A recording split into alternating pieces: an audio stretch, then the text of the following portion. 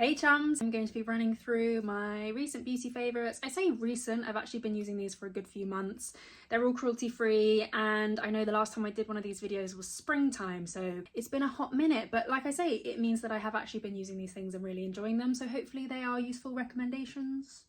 Fingers crossed. I hope you've all been doing well. Apologies if I'm a little bit rusty. Like I say, I haven't sat down to film a video in about 6 months. I'm going to start with skincare, and this toner, oh my days, this toner is so good. In my last favourites video I recommended the Rhode, what was it even called, glazing fluid. And don't get me wrong, it is a beautiful texture. I stand by what I said about it. It's a beautiful hydrating toner. However, it's £29 I think from memory. It was also, I think, potentially breaking me out, which I didn't realise, and that's actually been a big part of the past 6 months, like trying to figure out what products break me out. Spoiler alert, Rhode products for the most part I think do tend to break me out, but not as bad as certain makeup products were breaking me out. And that is actually a tip I would like to share with you guys. If you've been trying lots of different skincare products to try and manage your breakouts, but you wear makeup every day, look at the makeup products you're using, because specifically bronzers and different base products were really breaking me out, and through trial and error I figured out there's certain things that I'm not going to repurchase anymore because they were breaking me out. But anyway, this product is glorious. It has all the plus points of the Rhode glazing fluid. This is, sorry, I didn't even say what it's called. This is the Bioma Hydrating Milky Toner. This was a recommendation from someone on Instagram. I think I was posting about the Rhode glazing fluid a lot, and then they said, you need to try this one because it's a third of the price and it's better. And I completely agree, it's a third of the price and it's better. It is so good. It's exactly the same kind of levels of hydration. It's one of these kind of milky toner shenanigans. I don't know why I did that.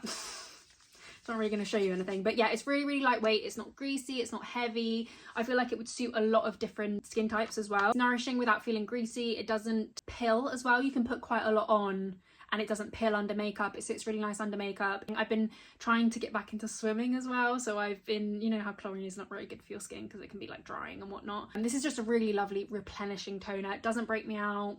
I highly recommend checking it out, and Bioma actually offer refills. Don't think of this product in particular because you can take it apart fully. You know how with beauty products sometimes it's really hard to take them apart. This one you can actually take the little stopper off and recycle it as a solid plastic kind of product in your home recycling, but they do offer refills for their other products where it's like a pump or a pipette. I only have one other skincare product to mention because I've been trying to keep it simple, like I say, trying to figure out what breaks me out, and I've just realised like the simpler the better. But I've used this for a good few years and I just always go back to it. I love a hydrating face mask, and this one is by Tropic. It's their comfort food, really simple hydrating, oh, it's almost like a serum-y gel kind of mask thing, and you can leave it on for ages. It's not one that you have to wipe off straight away. I like to put it just under my eyes sometimes if I'm using a kind of clearing mask on the rest of my face. It's just a beautiful product, and they've got some really nice gift sets for Christmas actually. Let's talk about some makeup. Actually, whilst we're talking about Tropic, I will mention this combo I have been loving. You can see I've got 2 shades of their new foundation, or actually it's not new by this point, it's new for this year.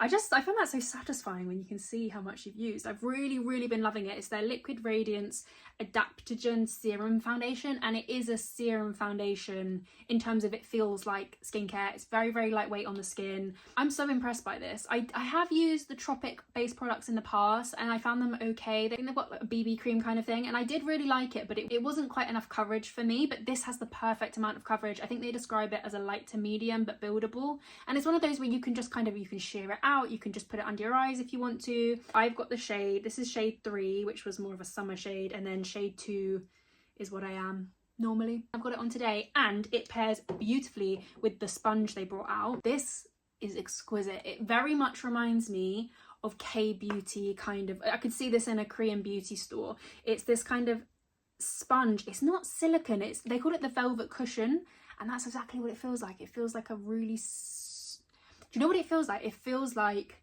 you know, fancy leggings, like sports leggings that are super soft touch. That's exactly what this feels like, and I feel like it doesn't absorb as much product as a sponge does, and it's so soft on the skin. You can use it to swipe, you can use it to kind of pat. It's a beautiful, like these two together, beautiful. The last base product I wanted to mention is this bad boy. Now this year a certain pocket blush was launched by Rhode, and I've seen the conversation online because it says it's a pocket blush, i.e. handy to kind of grab and go, keep in your bag if you want to top up your blush. However, they put it in the chunkiest packaging possible Also kind of ugly packaging. I don't know why they did that. It's not that it's refillable, it's not for any reason other than I guess that was the vibe they were going for.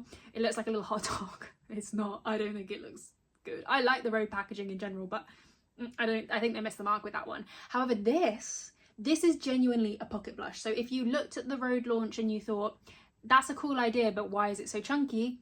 May I direct you to this bad boy? And I know Milk Makeup do little sticks like this. I have tried their blushes, or maybe I tried the bronzer version of it. I just didn't like the texture of it that much. I haven't tried the jelly one, so I won't talk about the whole line, but yeah, that wasn't really for me. However, this one by Gen C, this is their Flush blush in the shade Punch. They do a few different shades, and you can get this as like a bronzer, you can get it as they do highlight versions of this. I mean, I have used this to death and I still have a good old chunk left. This is just beautiful. I feel like this is a really user-friendly little pocket blush, good to top up throughout the day, obviously, because it's mini. Like I say, I've been trying to be a bit more active. I've been swimming, not very well, but I've been swimming and trying to kind of move my body and whatnot. I've been benching.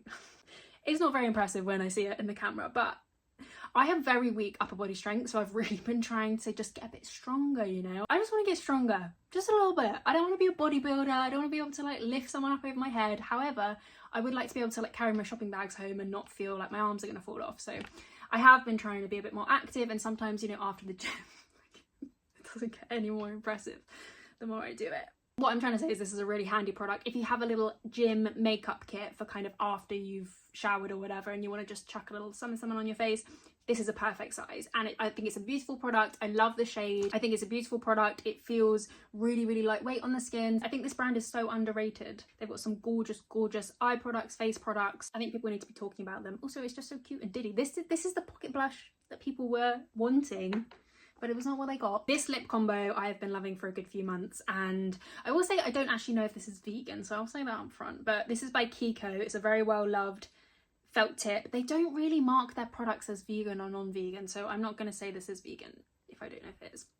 Honesty, best policy. However, I'm obsessed with this. It's basically a felt tip. It's one of those old school, kind of reminds me of Claire's accessories, basically a felt tip for your lips. I put this on with dry lips, which is not a very nice feeling because I just always like to have balmy, glossy lip, but it applies best on a base with no oils, no gloss, no anything. When I wear this combination, I get compliments like nothing else. People say, oh my gosh, your lips look so glossy, and it's this combo. So this gives the tint, and it means that the tint doesn't wear off as and when you eat things, and this just gives a really plumpy, glossy vibe. It's the Glow Reviver lip oil, and this is the shade Pink Quartz. However, I think my favorite is Red Delicious, and this, I don't really like lip oils. This is a lip gloss to me. Like it's not, it doesn't feel like a lip oil, it feels like a lip gloss, but I like that because I'm a lip gloss girl. I'm not a lip oil girl. Lip oils, I just feel like they fade away really, really quickly. I don't really like the feeling on my lips. This is more of a lip gloss in my opinion, but I love it. It looks plumpy, it smells slightly of mint. You know the drill. And I'm still loving the MUA lip balms. I know I mentioned these in my last video, but you can see how well loved they are. I still think they are 100% worth a try. £2. Okay, just a couple more things I wanted to quickly mention. This body oil.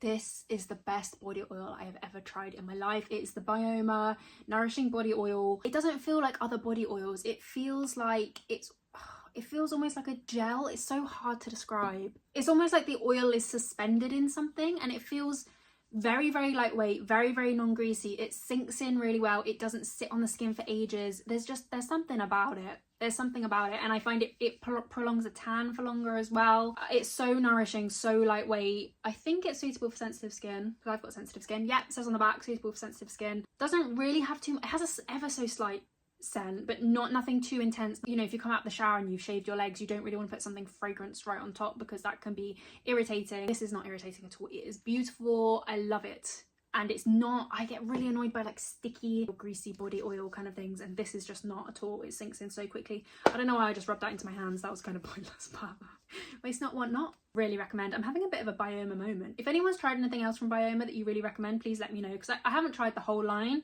I'm just like slowly making my way through things, and I found some real gems. And then the other body related product, this is actually a scalp scrub, but I've been using it as a body scrub. I've used this a lot, but it actually looks like I haven't, because a little goes a long way. And the tea tree is so refreshing, especially when it's dark. You know that kind of like November thing where it's dark in the morning and you kind of have to tear yourself from your bed. And a lot of people use kind of like minty tea tree products because they find them really awakening. And that is definitely the case for this. And I just use it as a body scrub. Why not? It works in your hair, why would it not work in your body? And it's because it's intended for the hair, it's almost suspended in like a gel, kind of like a foaming shampoo-y kind of formula. So it works really nicely on the body. I know it's not for that, but rules are made to be broken. I have 2 books to talk about. Now, I was kind of umming and ahhing whether to do another little book review video because they seem to go down pretty well. And I had a book goal this year of reading 1 book a month, and I've actually read 24 books. I've read 2 books a month, which when you know how slow of a reader I usually am, is very impressive. And I've had an absolute ball doing it. I have 1 more book I want to read before the end of the year for book club, which is Good Omens by Terry Pratchett. And I actually haven't started yet, so I better get moving. But I thought I'd mention these 2 books that I've read most recently and really enjoyed, and then maybe I can do a bit more of an in-depth video in a different video. But anyway, a fiction book I really enjoyed is this one. This I just randomly picked up in a charity shop. This is called As She Climbed Across the Table by Jonathan Lethem. Never heard of it, never heard of the author. Didn't recognise the front cover, really enjoyed it. It is a strange book. It's basically about this couple who are at university. The girl is called Alice and she is a physicist, and the guy's called Philip and he is more in the humanities space. And essentially in the physics department they have this breakthrough where they create this thing which is like a void, and it's kind of like a black hole, and they start to call it lack, and it's this huge deal, it's this big breakthrough. And then it's kind of like a slow unraveling of Alice, like she becomes obsessed with it, then she starts to fall in love with the black hole. It talks about how that impacts their relationship because she's falling in love with something that is nothingness. That is the point of a black hole, it's nothing, it's a lack, it's a, do you know what I mean? I'm obviously not a physicist and I don't know if the physics in this is like reality, if such a thing were to occur in a university, on a university campus. I really enjoyed it. Like, it's quite sad, but it's nicely written. If you're up for a short but strange read, I do recommend it, and I'll be checking out more of his books after this. Another book I gave 5 stars was this one. I made lots of notes on this one. This is called The Defining Decade 20, Why Your 20s Matter and How to Make the Most of Them Now. Existential crisis, anyone?